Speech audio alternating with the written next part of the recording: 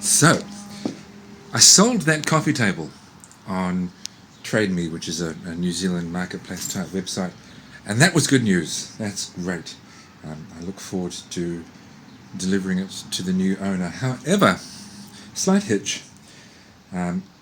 After I finished it, I had it sitting covered by this large piece of corrugated cardboard just to make sure that nothing landed on it, it didn't get covered in dust and so on. And when I took that cardboard off to put it in the van, I'll show you what I discovered.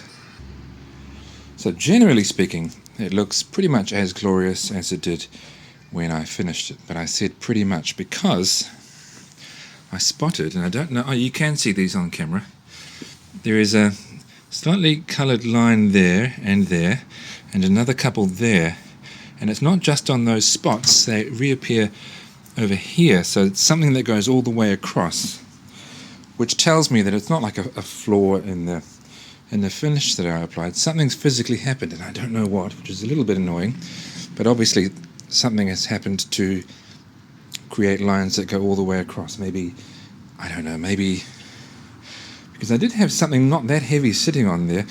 I guess while the finish was initially curing, things were a bit vulnerable.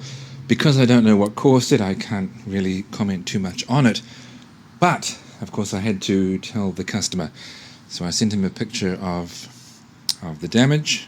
Well, I call it damage, but you know, a picture of the flaw, and I gave him a couple of options. One was to say, look, I understand if now that you've seen this you don't want it, but the other option was, and this is what I'm going to do, I will resand that top and finish it again, which is not really a huge job. It's not a large table, and he agreed, and so that's what I'm going to do.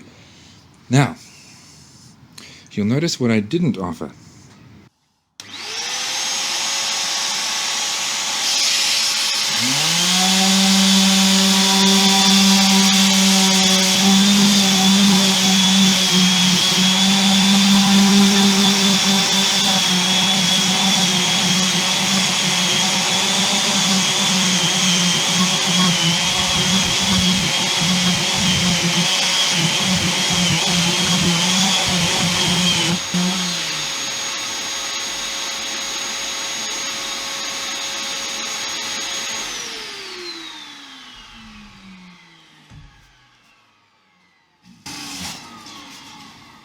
I'll swap sanding discs and then I'll continue.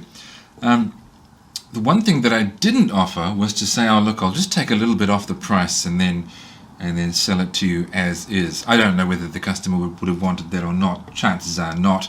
Those little marks, they were small, but they would have annoyed me. But I didn't offer that.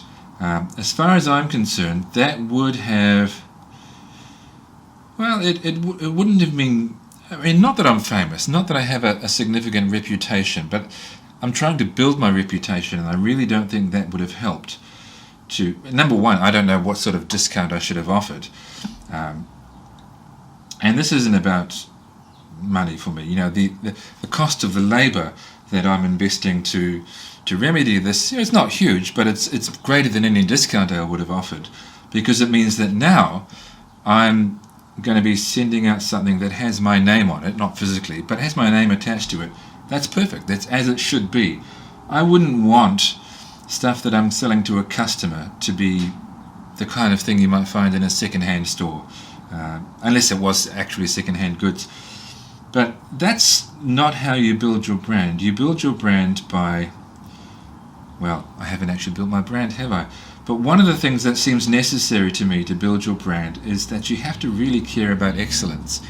You have to be not content to sell things to a customer where they know that they're getting something that is not as it should be.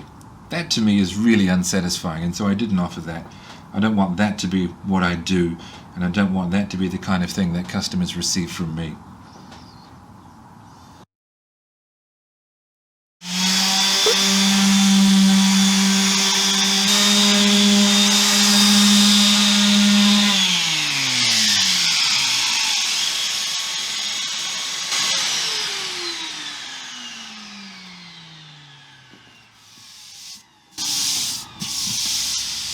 Okay, so I've sanded this down to 240, very nice and smooth, definitely no marks on it.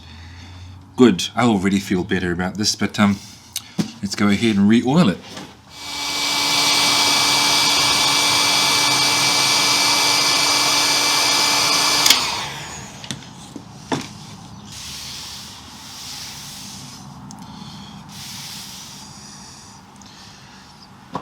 Okay, so I've applied a coat of furniture wax over this now.